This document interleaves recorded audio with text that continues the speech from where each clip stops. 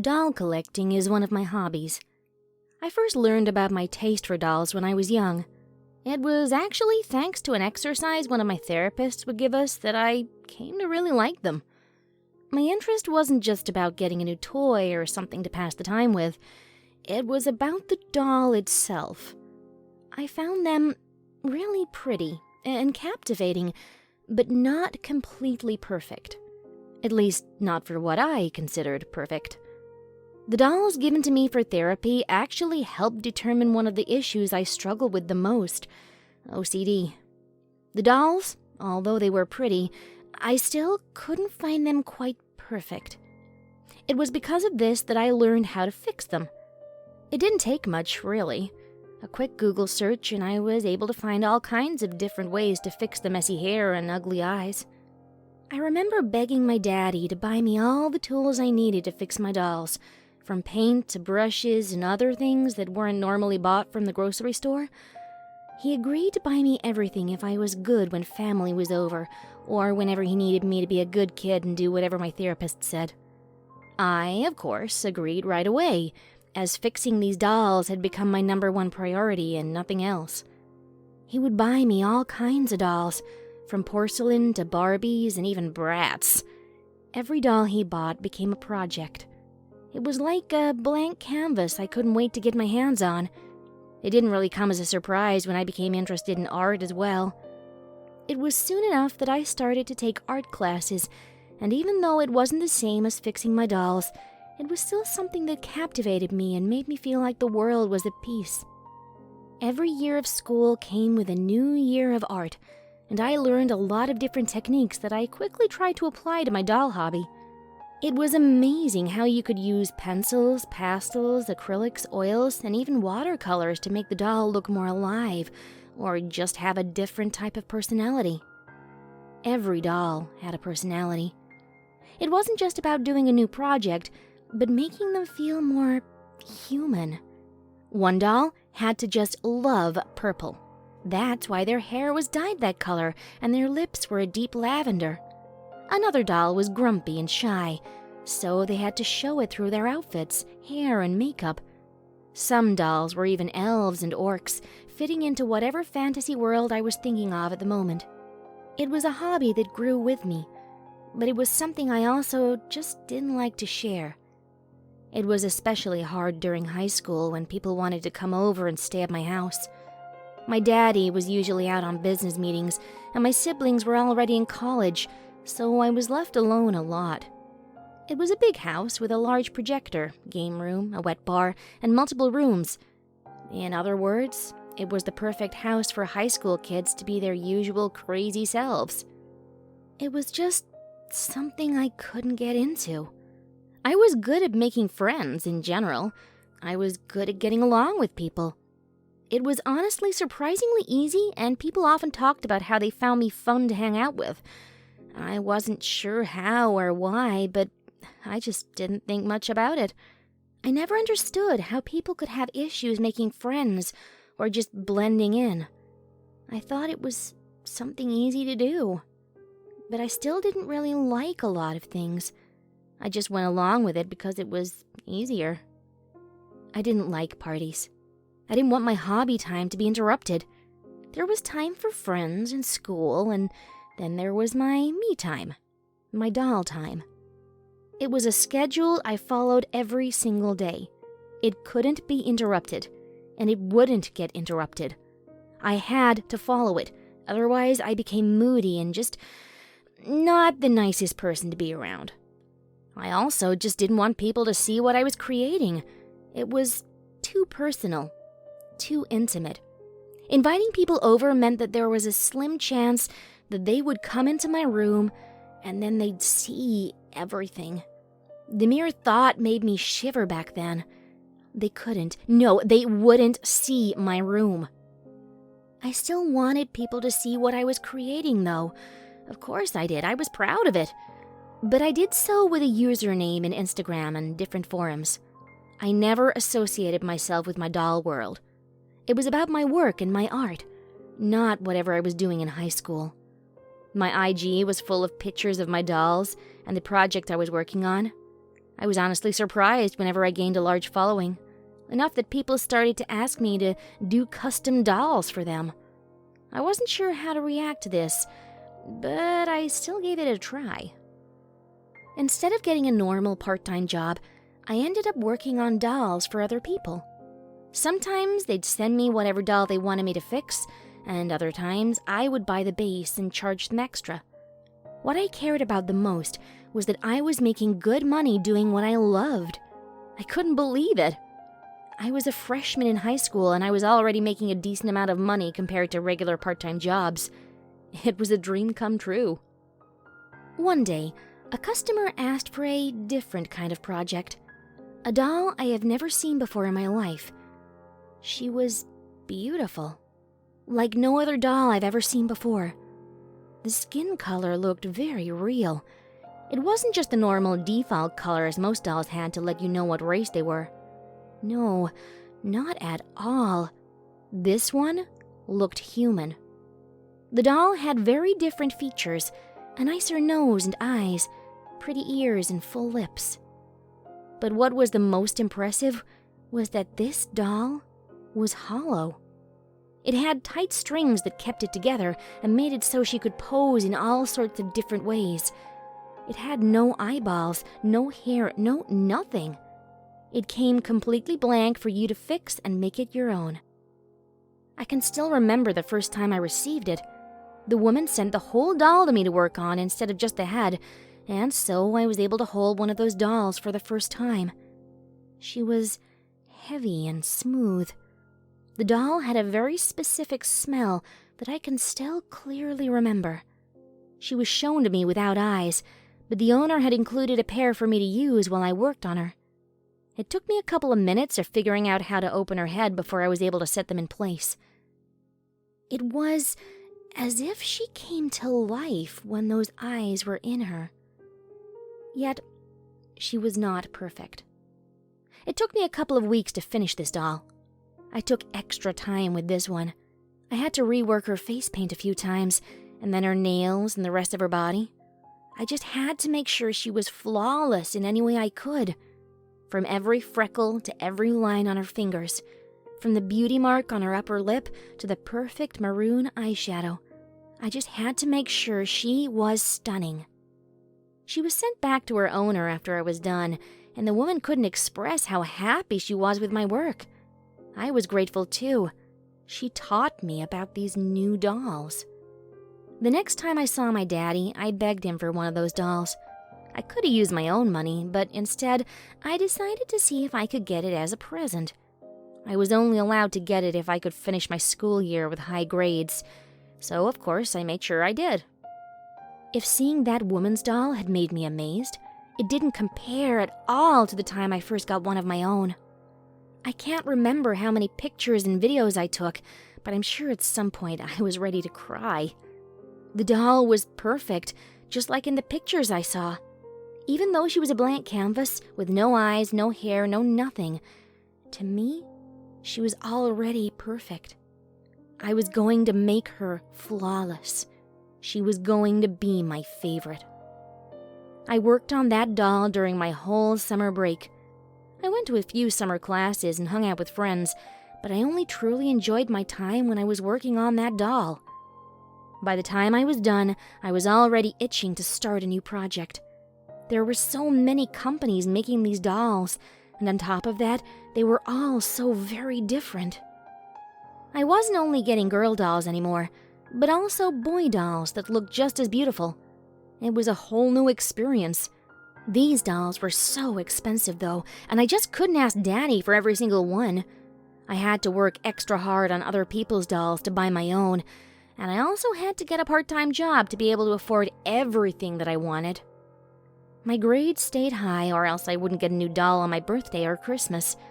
I was forced to compete in different art competitions, and I somehow managed to be an honorable mention every year or have some of my art displayed and sold in auction for the school.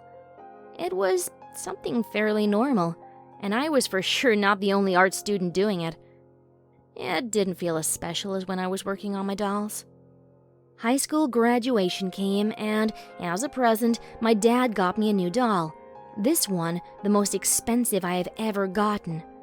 Her feet were so delicate and her legs were so long. She looked like a runway model with her unique features and slim body.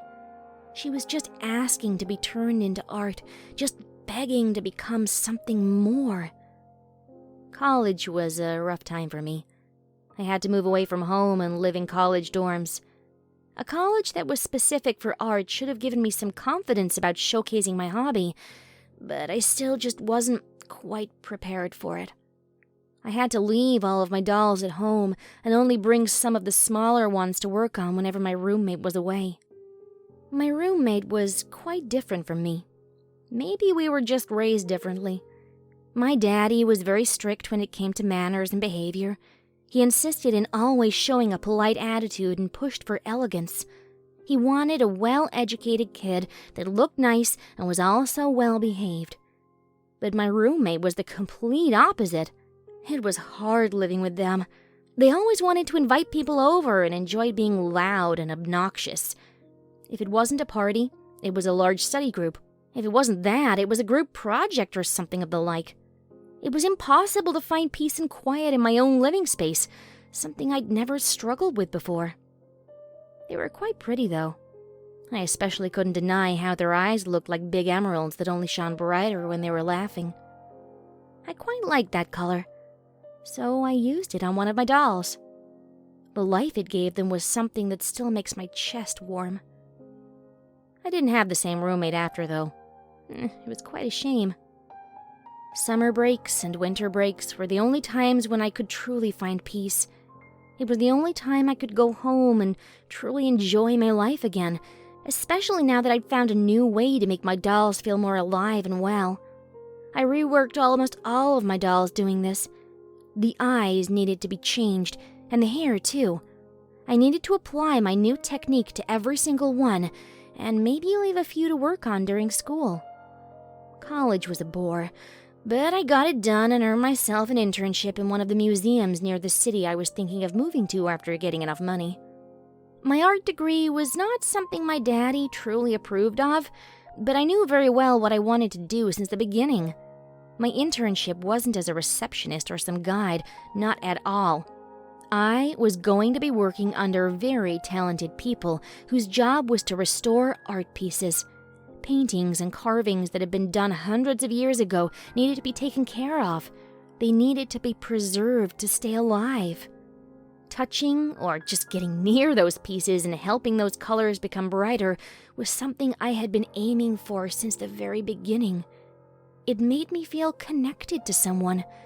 It made me feel connected to these artists and their thoughts, the passion and love they had for their craft, and also their legacy. They were remembered after so many years, and their work was still loved and appreciated. I just helped to keep their pieces as they should. Perfect. I was hired by the museum after my internship was done. I became quick friends with my mentors and also some of my coworkers. It wasn't really that much of a struggle. It still baffles me how people could ever have issue talking to someone else when it was so easy to get along with them and read them well.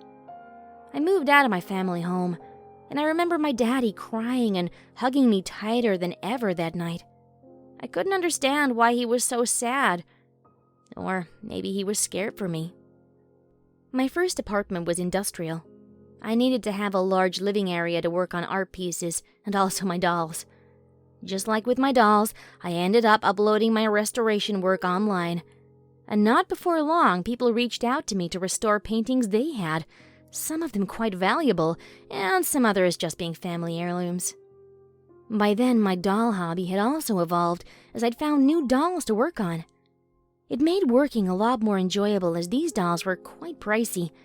Most of the dolls came from South Korea, Japan, and Europe, but not before long I ended up finding a few local places that did the same kind of dolls for me. Everything was going well. Everything seemed to be going well. It wasn't until I got a new doll that things changed quite a bit. This doll, just like the others, were delivered to me on time and at a specific place. I picked it up as always and took it to my place. By now, I was living in a house. My old neighbor was often complaining about the noises when I was working, which I considered odd since my dolls didn't make noises, but apparently my tools were less than quiet. I decided that moving was far easier than dealing with them, so I bought a house with nice open rooms.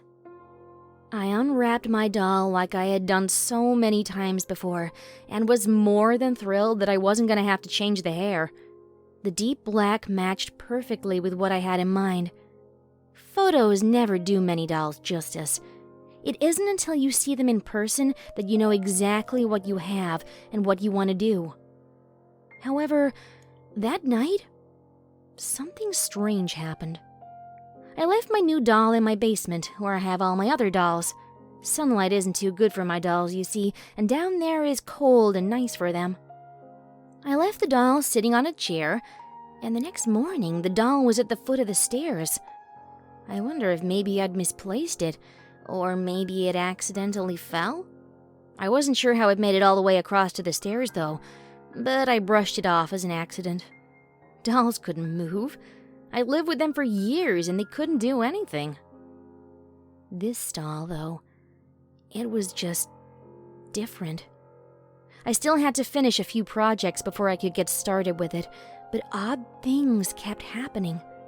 Sometimes, I swear the doll's hands would twitch.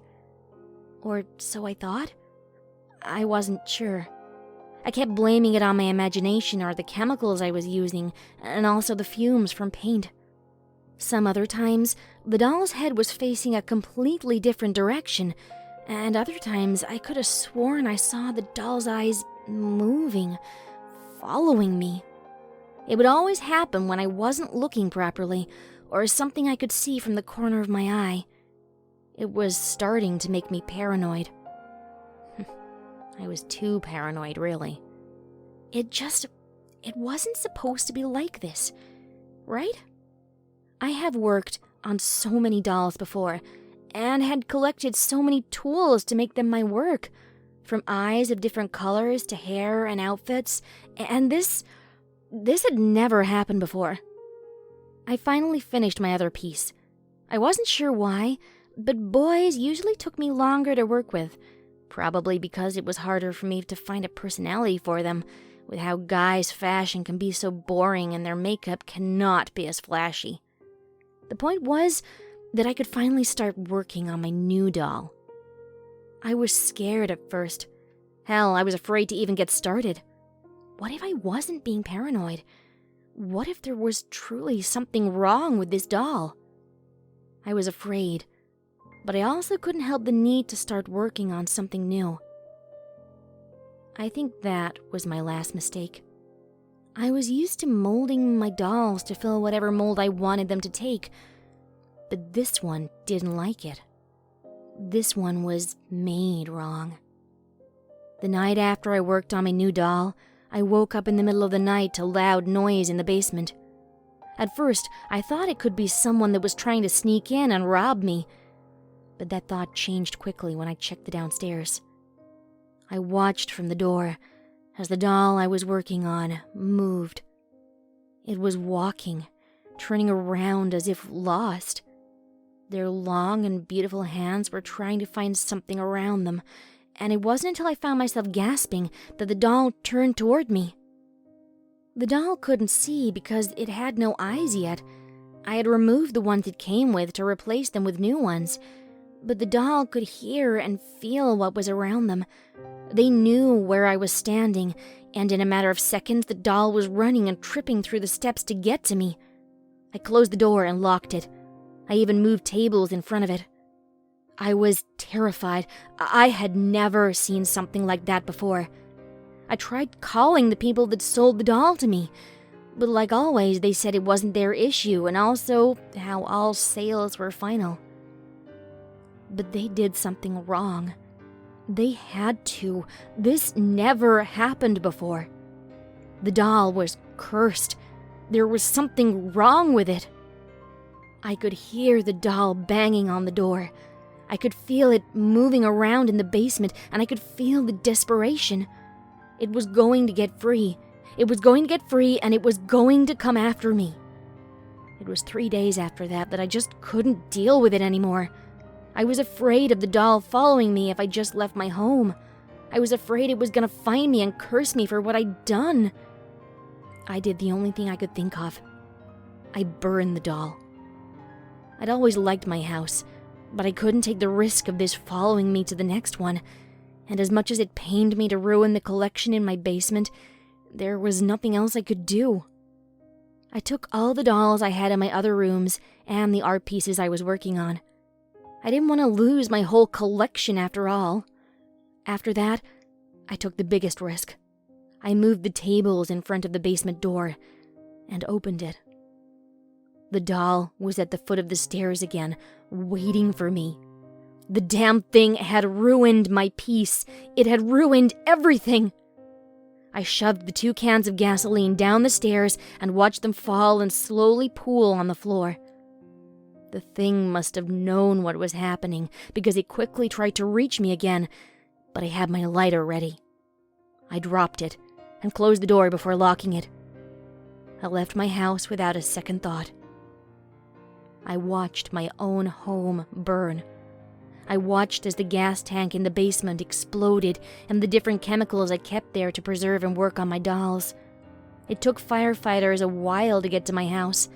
They looked stressed and worried at first until I told them I was the only one that lived there. They put out the fire and left, telling me how sorry they were for what had happened. I felt sorry too. Sorry for not realizing my paranoia was real and not doing something about it. I was so used to pushing it back along with my OCD because of so many therapy sessions and exercises that I ignored my own instincts. I knew better now, though. I was going to have to start over. But this time, I was going to do it right. It was about time I started making my own dolls anyways, instead of buying the mold from someone else. I just need to find one that can be perfect. I hope it doesn't take me too long. My other dolls are getting lonely.